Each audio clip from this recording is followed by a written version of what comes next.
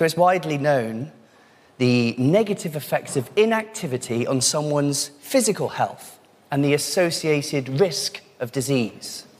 But what's really concerning me is the link between inactivity and someone's mental health.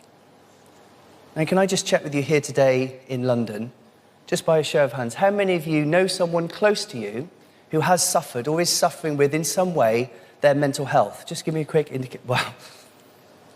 Pretty much every hand went up. This is a huge issue today. You know, in a recent index of over 300 diseases, mental health problems were the largest cause of the overall disease burden worldwide.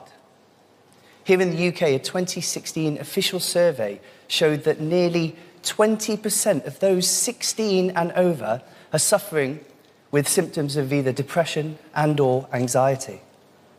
And there's a huge percentage of the population who don't necessarily have a diagnosable mental health problem, but who are suffering with their mental health.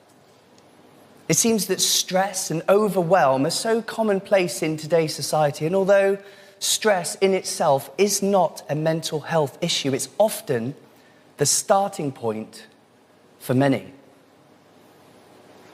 Could you imagine what our world would be like if we had very few mental health issues? What would it be like if we could drastically reduce the number of people who are suffering?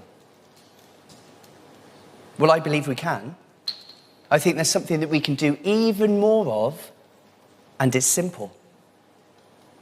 I'd like to argue that we spend too much time stuck in our heads and not enough time in our bodies.